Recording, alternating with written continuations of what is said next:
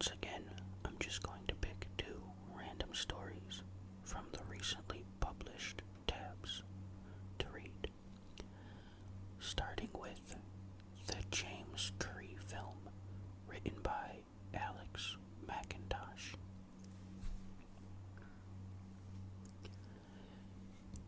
It was never a dull moment's drive. Scotland was, by definition, a beautiful country of inspiring scenery, majesty, and relentless weather. Evie's old hatchback had taken a beating from the rain and protruding tree branches that flicked across the windshield on this dark and stormy night in late December 1996. A single peppermint sweet flicked between her cheeks, and the imposing view of her desired destination made her belly knot up. Over the winding roads, across the blackened slick of sodden fields, a great stately home rested just next to the shore of one of the world's most famous bodies of water, Loch Ness. The sole of Evie's aching foot in her red leather boot pressed gently to brake the car to a squeaking halt, stopped in a large puddle created by the elements only that same day. The occasional bolt of lightning sent an illumination that lit the entire landscape. The dark, busy water of the loch, the breaking trees, and the ancient ruins of Urquhart Castle could be seen across the water opposite to this great hall. She wiped the fog from her thick-rimmed glasses and leaned forward to observe the wrought iron gate that lay open. It seemed to invite her into the grounds, while two menacing stone, grotesque heads gazed upon her, the creatures themselves resembling that of the elusive beast itself, the Loch Ness Monster.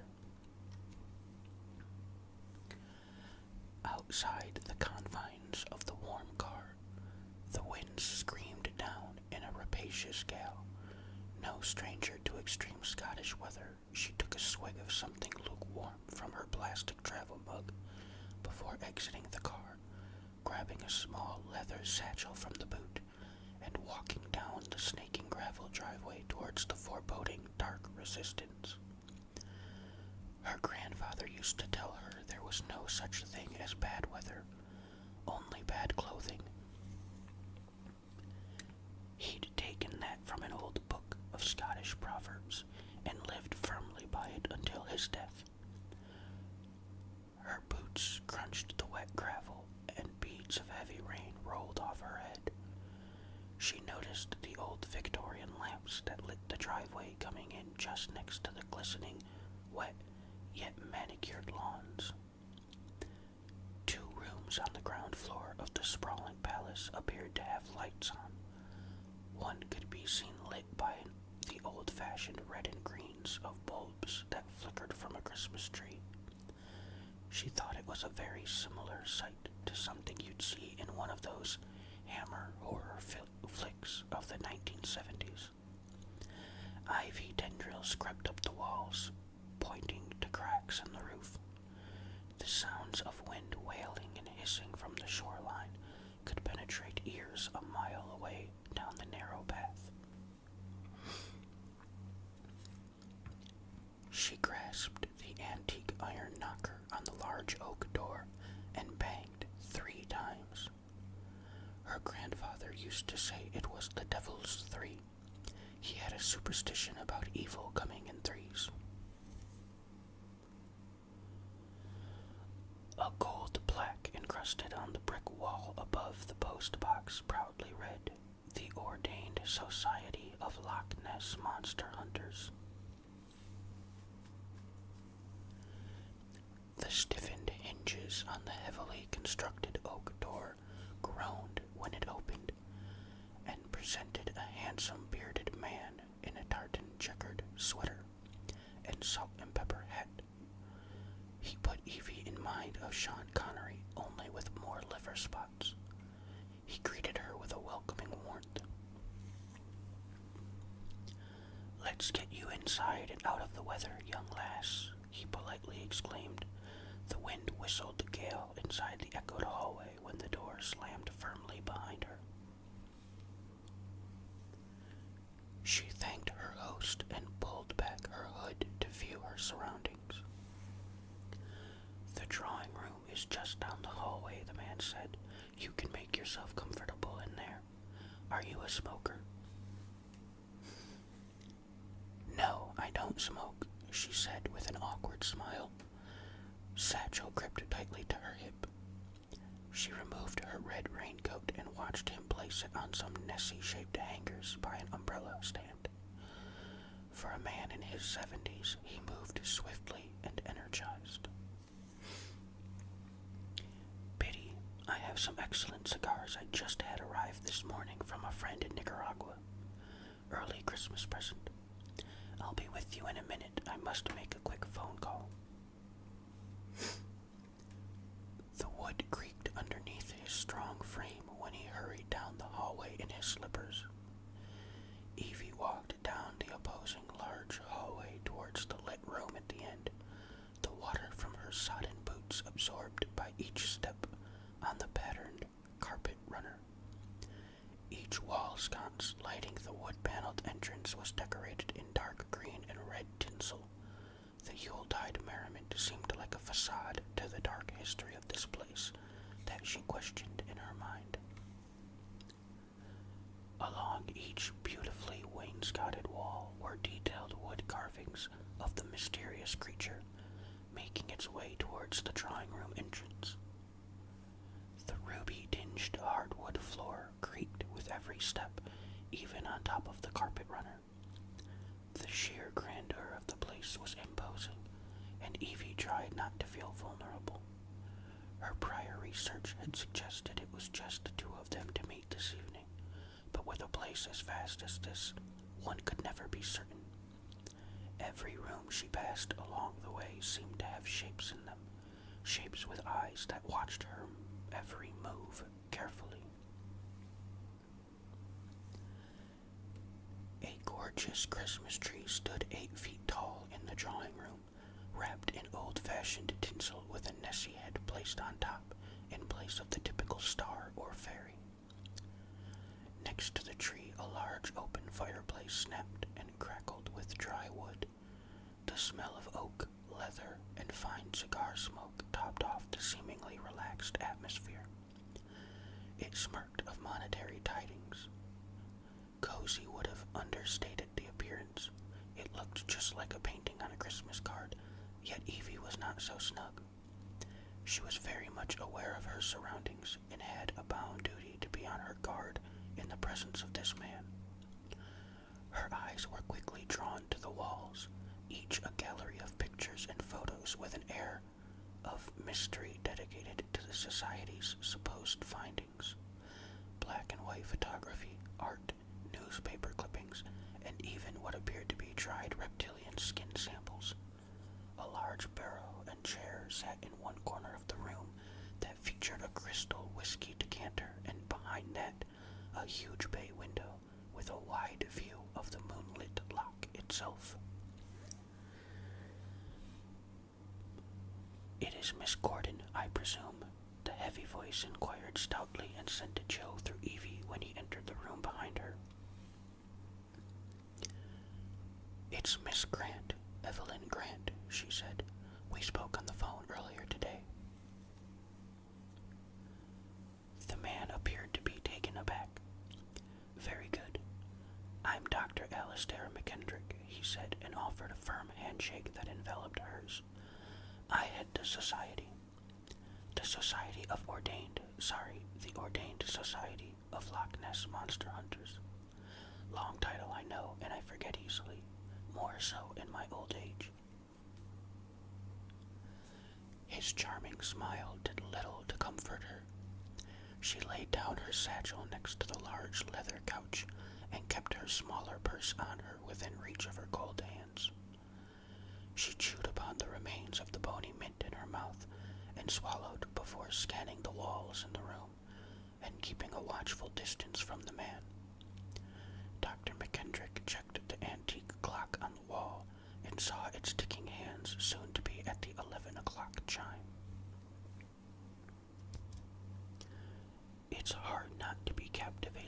this room, he said. It's my favorite in the entire headquarters, and as such, it's where I conduct most of my business. This room is the center, or rather the heart, of the house. The mansion itself was donated to the organization by one of our benefactors, Lady Catherine Shaw. I tried to let its walls talk and tell the tales of exploits past. Evie's left eye vibrated slightly when she saw the fingernails on her hands chewed down from the sheer nerves upon coming here. She feigned distraction, but that acute stressing tell was visible. That was until a curiosity did capture her interest on the wall. It was a large painting depicting the giant grayish-brown monster facing down a priest, whose expression was fierce and determined. She removed her glasses to wipe away the steam from the room's fiery warmth. "What's this painting supposed to be, Doctor?" she asked. The doctor scratched his beard with social satisfaction, and Evie caught sight of the healed shaving cuts on his face. He loved telling stories, and being invited to enlighten people on a subject he knew everything about provided him with endorphins worthy of spending money on. "This is the beginning of the monster's origins," he said. "Saint Columba is the man in the painting. He was an Irish holy man who came to Scotland in the year 563 AD. He'd been spreading the good word of the Lord of the Pictish tribes of that time, creating a sense of unity among them, of which those pagan savages sorely lacked. In the year 565 AD, at the banks of the River Ness, a few miles up the loch's northern end, one of the tribesmen was being buried by the riverbank. Saint Columba asked the men what had happened, to which they told him he'd been partially eaten by a large water beast. After being told this, Columba sent one of his own companions out to swim across the river, and lo and behold, a great beast rose from the depths. However, Saint Columba was brave and determined. He made the sign of the cross and ordered the monster to go back to wherever it came. It then vanished, never to bother the saint or his tribe ever again." Evie turned from the painting and saw the doctor was standing right next to her. She moved away to gather her bearings and gave a questioning look. "So, it just left?" "Absolutely yes. The will of God made it so. The tribes believed they had all witnessed a miracle that day, and Saint Columba's own legend grew among the church." "And your Society of Nessie Hunters believes this story?" Dr. McKendrick chuckled dryly with an acid tongue. "Absolutely not. The problem with stories is that the original truth of them eventually dies over time. The original account of Saint Columba facing the monster was written over 100 years after the event happened, and after that, for hundreds of years, there was seemingly nothing to write about when it came to the creature." Evie felt the beads of sweat trickle down her head with the remnants of rain. The fireplace was hot, but her feeling of impending dread was getting tougher to mask. "So, when did the modern-day sightings occur?" she asked. "There were reports made in the late 1800s of sightings. One of a large creature propelling itself into the dark waters just off the shore. It was only until the 1930s that we had some extremely interesting witness accounts of the monster." "Such as?" "In 1933, George Spicer and his wife reported a dragon-like creature crossing the road in front of their motor car, carrying a dead animal in its mouth. Then in 1934, a Mr. Arthur Grant described nearly hitting the creature while riding his motorbike down the same stretch of road. This stretch of road being the same one you would have taken coming here tonight. stretch of road was originally paved in 1933 and therefore has led to many sightings. Before then, nobody came handy to walking that close to the shore down this way. Mind you, like all stories, the written word can also be unreliable. Once you hear one report, it creates a ripple effect of people seeking fame and fortune, and others who just want some attention to take away from their sad and pathetic lives. In this society, we mean to seek hard proof. The doctor kept his eyes locked onto Evie's at every opportunity, chipping away at that stone wall. Then I have exactly what you're looking for, she stated firmly. The reason for her visit was about to bear fruit. You have something to show me in that satchel you packed with you. Yes. What is it? Irrefutable evidence of the creature's existence. Dr. McKendrick saw the look in her eyes and paused for a moment. He then made his way over to the desk and poured up a dram of whiskey for himself in a delicate crystal glass. All the while Evie was sure she heard a thudding noise coming from somewhere upstairs. Would you care for a glass of Islay's finest? He offered. I'd love one, she said, knowing it might settle her nerves a bit. Evie listened to that delicate clink of the glass and accepted the warming neat double to temporarily subside her anxiety. Excellent choice, the doctor said. That's the drink of a young lady who has a lot to say. Out of the corner of her scrutiny, she saw a proud smile materialize on the doctor's strong face, a reaction to one of the photos on the wall.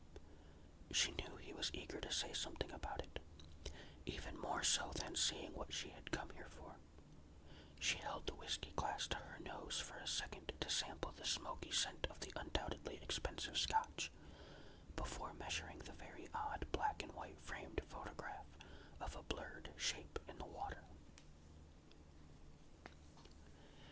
This is one of the very first photographs taken of the creature, he said. The original negative was lost, and this picture has deteriorated over time. Nothing to get excited about anyway. Why is that? It's actually a close-up picture of an otter. The doctor spoke with an expression of harshness. Why is that so important then? Evie asked.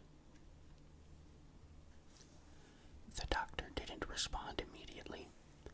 He was unreadable, almost as though the layers of warmth and hospitality were peeled back to reveal a mold behind the wallpaper, a dirty, disgusting ruination.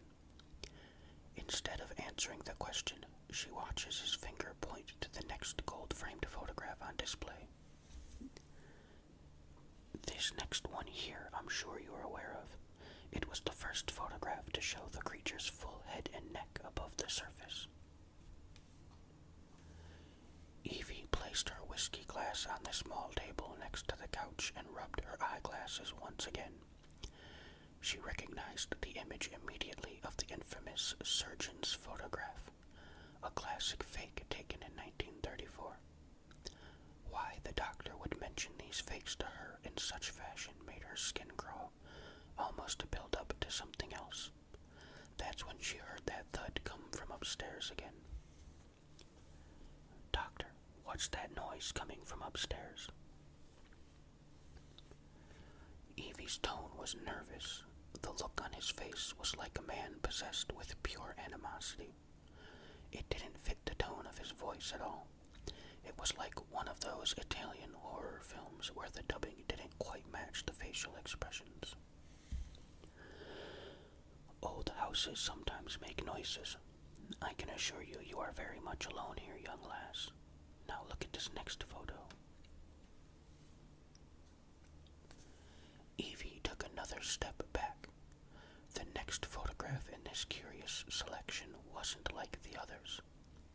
Not only was it in color, but it was also very clear.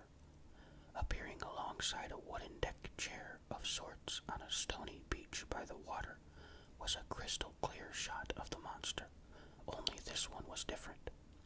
A gigantic sloped head resembling that of a large horse, complete with a brown mane, bearing sharp canine teeth attached to a long muscular neck. You could almost see the liquid glistening from its skin. The body was like that of a walrus, blubbery and with massive diamond-shaped flippers. It appeared to be facing right at the camera, its black eyes practically staring you down upon viewing it. Evie felt her entire being shiver as if the thing was stood directly in front of her, looking down on her like some sort of plaything. This photograph is only on display here at the Society. You'll never see it in any express newspaper or hear about it on any radio. This photograph here is only one in existence that shows the real creature. The doctor was deliberate in his words, and despite the whiskey he'd been so heartily pouring, he was stone cold sober in his tone. And I think you already know that. Now I want to see what made you drive all the way from London in the wee ungodly hours of the morning. What do you have to show me? She was careful to take stock of the doctor while she picked up and unbuckled her satchel. Fragrant in its snug confines was the musty smell of something from the past. Her hands firmly rifled through, and the doctor's facial expression became one of mute officiousness. From the satchel to the oak table, Evie laid out a single VHS cassette tape in a tattered cardboard slipcover. What's on this videotape has been canvassed from the original negative, she said with a deep breath, watching the doctor pick it up from the table. Undoubtable proof of the creature. The doctor's eyes slowly locked onto Evie's after a brief analysis of the item. How old is this footage? He asked. Dr. McKendrick, this is the James Curry film. The old man was finally taken aback, almost spooked. In a reversal of moods, Evie noticed the reaction and felt her confidence grow in seconds, despite the fear she harbored. The doctor's esoteric mannerisms were hard to predict. Evie was brought back to nightmares of her uncle when his dementia in later life caused violent outbursts. This, teamed with the noises she heard coming from upstairs, caused her to keep her hand firmly lodged next to her purse in defense. The James Curry film is a myth, the doctor stated. Doctor, you're heading an organization dedicated to a lake monster. I hope you realize the irony in that statement. The doctor seemed like a man used to having his own way for so long that he would barely see the rug pulled from underneath his feet. Well said, little miss, he said. It's just that Mr. James Curry was the byproduct of a local newspaper desperate for a story. Evie smiled assuredly. The doctor was surprised by her confidence until he looked down and saw the pistol she held firmly pointed at him. Tell me the whole story. Enlighten me, she said, wide-eyed. You've barely been able to contain your nerves all night. Who are you? When the cylinder ratchet clicked into place, it was as though the doctor finally took note of his own mortality. Okay, have it your way, he said with a huff. This is what we know here at the Society. The Aberdeen Evening Express published a story about a bank manager named Mr. Curry, supposedly having captured video footage of the creature in the 1930s. He said he had over 3 minutes of the most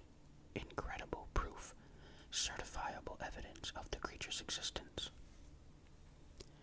He then locked away the footage in a London bank vault, claiming that he wouldn't release it until, I quote, such matters were taken seriously. The problem we ran into with this whole tale was that there was no actual record of a James Curry ever existing. The article said he'd been dead over 20 years, but there was no trace of a James Curry at any bank in London. The whole article was filled with irregularities. That's because his name wasn't really James Curry, Evie said solemnly with a grown intensity in her movement. I got the original footage from a bank vault in Great Portland Street, London. The vault was my grandfather's. His name was John Douglas. The doctor's mouth seemed to drop along with his eyes, drawing recollection. Evie's expression had become one of deep-rooted anger. In about 10 minutes, the other members of the society will be here, he said firmly, and my staff upstairs won't be too happy getting awoken by gunshots. Evie stood her ground. Let's watch the tape, shall we, Doctor? The video cassette slid comfortably into the mouth of the whirring tape player. The doctor's thick, shaking fingers struggled momentarily to find the channel. Evie's heart raced like a fluttering hawk moth. The glass screen on the hefty television loaded into play and bestowed a line of graininess to a suddenly clear and disturbing black and white silent first image. The doctor let out a sharp breath while Evie ordered him to not take his eyes off the screen. The image opened to display a beach at the edge of the lock. A bit of flare showed the bright and sunny silhouette and imposing face of Urquhart Castle visible in frame. It would have made a lovely postcard image if it wasn't for the movement on the rocks in front of the water. The unsettling contour of a bare-skinned woman, laid down, bound and blindfolded, evidently screaming her lungs out. 3 minutes of evidence, Doctor. With the screaming woman laid just before the lock, a large disturbance appeared in the water, turning the liquid in a rolling white color. Seconds after, an enormous horse-like head emerged from the lake and slowly moved towards the shoreline. The shallower the water, the more of the creature appeared on screen, and before long, the frightening giant was fully revealed and realized in all its monstrous size. The monster appeared to analyze the woman for a moment under its rasping mouth, before ripping her away into the lake by her torso, her arms still attached to the ropes nailed into the rocks. The creature's torrent in the water subsided slowly on screen, and 2 men could be seen walking into frame, John Douglas and Dr. McKendrick. The tears that streamed her cheeks paled in comparison to the internal rage that festered. This dark country trip had changed from one of discovery to one of astute vengeance. I have to say, she said, you've aged incredibly well. Unnaturally so. The television screen buzzed to the view of tape static, and Dr. McKendrick turned to face Evie with his hands up where she could see them. To get ahead in life, everybody has to make sacrifices, he said, even if those sacrifices are of other people. You've been doing this for years, feeding people to that thing so you can carry on living. What kind of satanic magic is that? That newspaper article was a warning to me, no doubt. John knew I would read it. He was probably trying to blackmail me with it to put a stop to it. Using the name Curry in the article was a nice chef's kiss. Curry was the name of my pet dog back in the day. John wasn't too happy when the creature ate it. He laughed. You fed your dog to that creature? Well, he giggled. Yes, as a matter of fact. That's disgusting. She was a beagle. She would have run away eventually. Besides, I learned from her that animal sacrifices offered no benefits in terms of a long life. To truly preserve the aging process, you must use people. The fresher the better, he said. Do you know how old I am, dear? You are 113 years old, Evie stated knowingly, causing the doctor's nerves to show once again, her own research matching the firepower in her hand.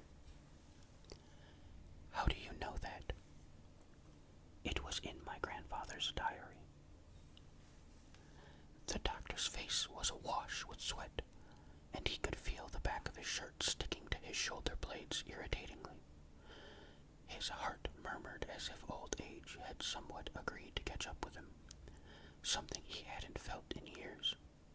He thought there was no way this could be happening, not naturally. It was all made clearer when Evie lowered her gun and eased off the trigger.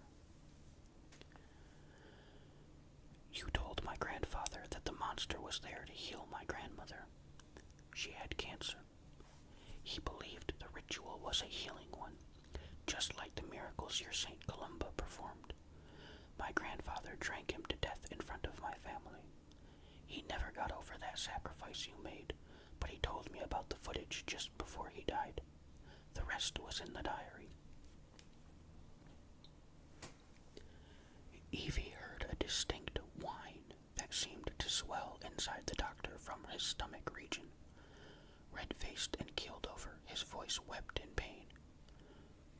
What is happening to me? He cried. The doctor's vision swirled until a short spew of translucent bile erupted from the corners of his mouth onto the tartan rug underneath his knees. His complete loss of control caused him to drop and thud against the hardwood floor awkwardly, all 250 pounds worth of him. Evie breathed a sigh of relief and pocketed the gun in her purse. I spiked your single malt a while back, Doctor. I certainly timed it well. It was nice seeing you sweat like that. The air on the upstairs landing was different from the rest of the house downstairs. It was like every sap of coziness had decayed and left just a barren, dark hallway with a sickly golden-colored carpet that looked stained from time. The wooden shelves on the walls were empty, save for the dust and dead flies packed between the glass in each picture frame, representing the deep lake. Every door down this hallway was shut, and Evie's sense of location couldn't pinpoint where those noises came from. She took out her gun and approached the first door on the left. The door brushed open slowly and scuffed across the heavy carpet. Within seconds, Evie's nostrils were assaulted with a wretched scent of something sour. She moved her free hand to cover the lower part of her face, but her stomach rolled uncomfortably. In the pitch black, she wrestled her arm against a wall to find the light switch. Once the large chandeliers on the ceiling filled the room with light, Evie could barely stand up. Every sense in her was paralyzed from shock. The smell, the malodorous air of fabrics rinsed in ulcers and bodily evacuations. The spectacle of this grand-sized former dining room was replaced with a ward of sickening debilitation. 15 queen beds lined up, the women in them drugged into a semi-permanent state of sleep, save for some occasional twitching. They were all heavily bloated without a stitch of clothing and riddled with bed sores. Evie could tell they probably hadn't moved in some time. If they did, it's not like they could go anywhere. Their legs all appeared amputated at the knees. Those people, those poor people, she thought. It took Evie another moment to regain her strength and sight from the tears in her eyes and sorrow she expressed. When it finally registered to her that each of these young suffering women was also heavily pregnant, The doctor's statement regarding the fresher the better dawned on her. This wasn't a ward, this was a farm. The doctor's bodily pain intensified when he started to wake. Icy cold and raw, scarred by the jagged teeth of the rocks against his bare skin, a storm of freezing rain showered down and frosted over his thick eyebrows, his thick sweater hefty with absorbed water. He was able to move his head and neck enough to gauge being outside, on the beach, and barely able to register a struggle to escape the tight lashes of dock-line rope around his wrists. The storm was bountiful and loud, and his shock and awe grew with each clap of thunder. His soaking wet ears could barely hear the slumping on the rocks next to him, the slumping and slapping of something massive. It was a small distance away, but after arcing his back sharply onto the stones to look back at the house, he could make out the silhouette of Evie watching on from the drawing room. Another crack of lightning in the sky lightened up the entire area. The doctor felt his black heart sink to his stomach when met with the curious gaze of the creature's bulbous eyes that resembled large, swirling black marbles. "My word, you are magnificent. You are indeed the most beautiful thing I have ever laid my eyes on," he proclaimed. The sound of breaking bones snapping like brush and sharp tears of flesh became lost in the elements and the gargled screams. To Evie it was as silent as the James Curry tape, only this sequel had a more satisfying ending. She looked over at another frame on the wall, one which showed McKendrick's doctorate proudly displaying his credentials as an orthopedic surgeon. At that moment, she felt a wave of something come over her body, 10 times more powerful than any feeling of excitement she'd ever felt in her life. It was as though every stressor, every ounce of fear, every feeling of negativity had just been flushed from her soul in a glow of euphoria. She took another peek outside the window to that wondrous storm and said to herself, "Thank you, Doctor. I feel younger already." Alright, that's the end of that story. Now on to the next one. This is called The Sky Giant, also written by Alex McIntosh. Roller coasters. I hated them. I always did. When it came to school trips to the local theme parks, I always sat them out. I could enjoy the lazy rapids, or the long log flumes, the tilt-a-whirls, or the space wheels, anything with a bit of height to feel the light breeze on my face, or the shock reaction to a friend getting soaked by freezing cold artificially colored water.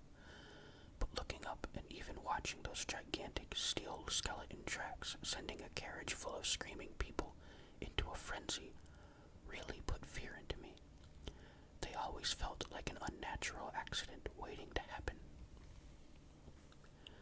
I remember as a kid hearing about one of the old-timey wooden coasters in Germany that derailed and killed 10 children. The image of fun and laughter suddenly brought to a halt, with visions of screaming parents and crying park staff waiting for the cleanup crew to arrive. I was 17 years old, and a girl from class insisted on us going to Towering Heights Adventure World for a date. It was early days, and I was keen to impress, so we planned the day. My friends, Jen and Chris, were keen to come with us, excited to try some of the new rides out. I'm not sure if it was just bad luck or bad karma, but the clouds opened on us at the park. It was like a show opening above us, filling the air with a mist of rain and thunder. Water rides would be pointless.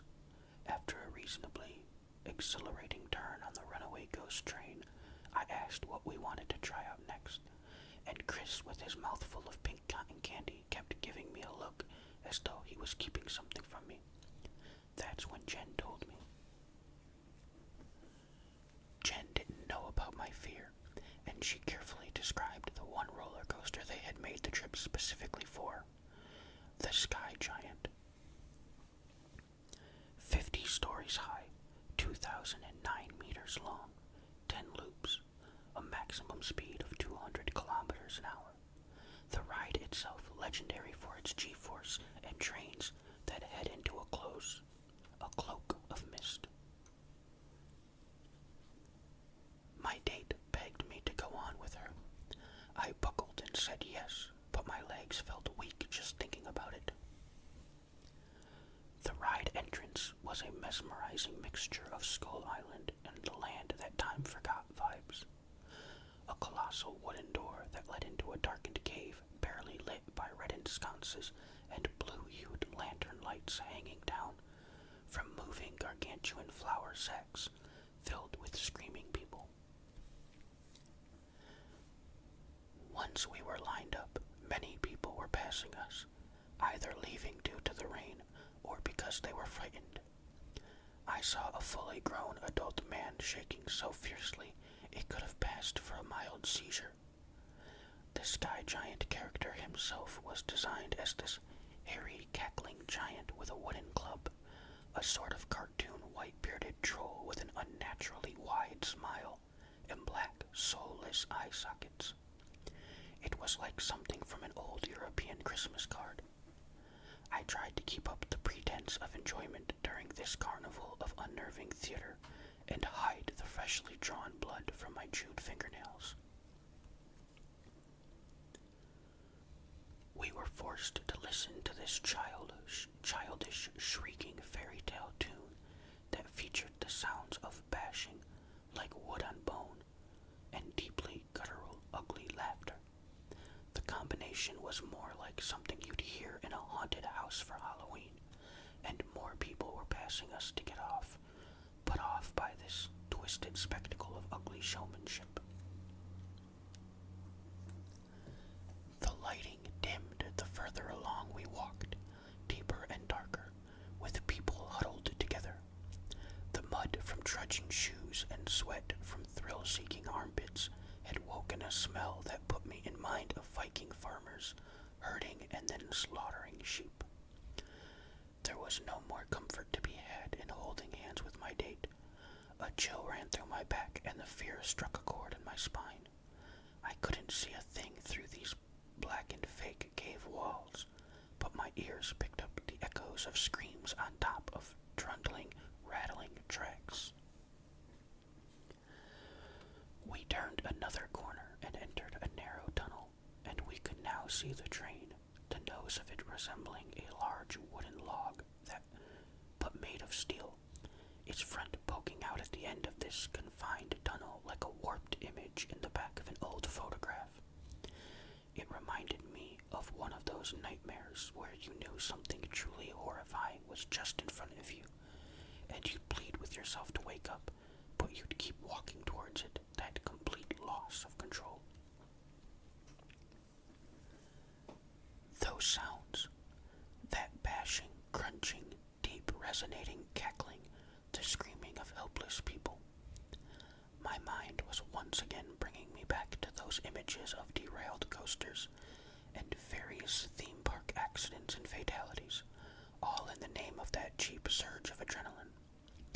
My legs were so shaky I had to hold the guardrails to keep myself from collapsing. My date asked if I was okay. I lied.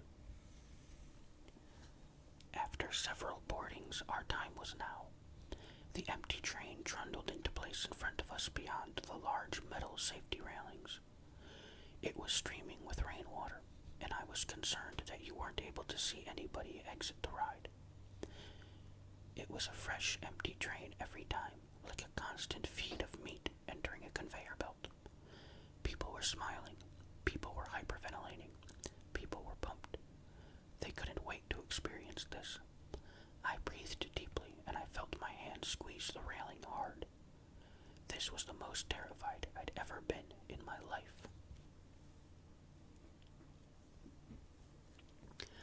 I sat down in the train and my jeans were immediately soaked, giving discomfort to my already clammy skin, with the outside elements giving me an afflictive teaser as to what was coming. The overhead shoulder restraints tightened over me, dwarfing my slim shoulders and wetting my hoodie. The bars on the front were freezing cold. It was like holding onto a frozen railing outside a skyscraper. My friends were talking to me, but nothing was registering. It was as though they were off in the distance, the background noise of smashing, laughing, and deep rumbling the only things filtering through. Ahead of the train was a black hole filled with twinkling silver spotlights and artificial mist, with the uncomfortable image of the cackling behemoth right above us. That was when I heard the noise. A humming underneath us, followed by a warped, straining noise, like bending metal. Crunch. The train took off, and I was glued to my seat. The dark tunnel we entered suddenly gave way to a steep track that sped at such a high rate of speed, my stomach felt like it caved in. Jolted screams and curse words were sounded out by the clunking metal and sudden roar of the turbulence. My eyes were closed, and my hands were red from gripping the bars on the shoulder restraint. The knot in my belly continued getting tighter, dropping at each dip, and I passed out. It only felt like a moment, but when I opened my eyes, I couldn't tell where we were. The roller coaster had stopped on the track somewhere, and convulsions of mass panic had spread throughout the riders. Is nobody coming to get us? How long are we going to stay up here? I heard one person ask. Up here. Apparently, after the last drop we took, the train began to climb way up into the clouds. But these didn't look like the same clouds. Looking around, I could barely see the track in front of us. It was as if we were floating, surrounded by pure white clouds and mist. It was so bright, as though the sun was shining through the clouds like a spotlight. I could feel my forehead burning. In amongst the chatter of people panicking, a noise made itself known. It sounded like groans of bending metal coming from beneath us. It was so loud it made my heart murmur. Is that the track? I heard a woman ask. At that moment, the sunburn on my head was blocked by something, like a large shadow before us, as if something massive has stood in its way.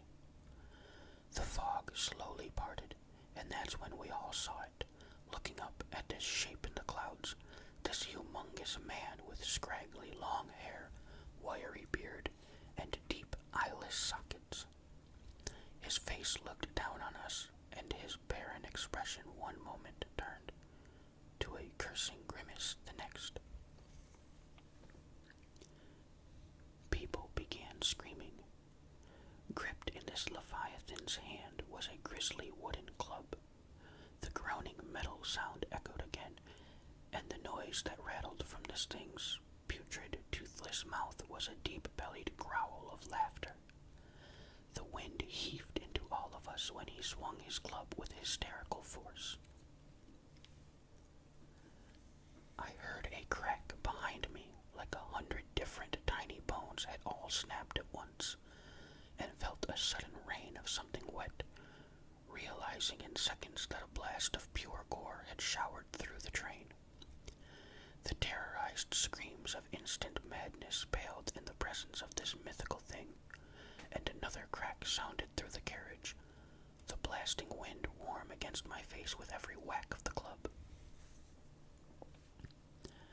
I closed my eyes.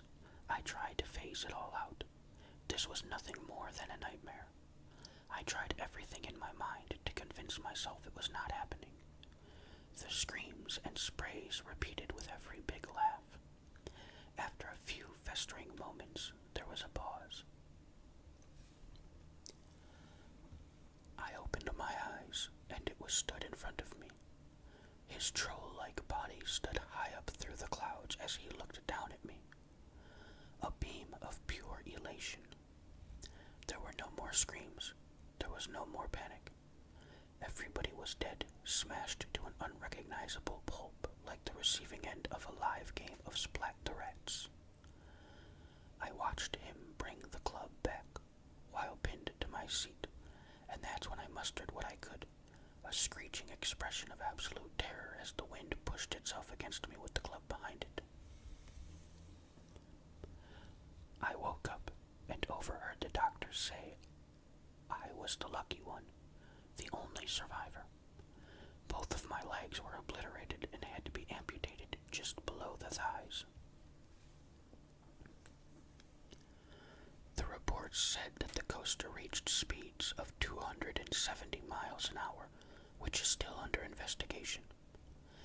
After it left the final stretch, it disappeared into heavy clouds and collided with an empty train that was stuck on the highest loop.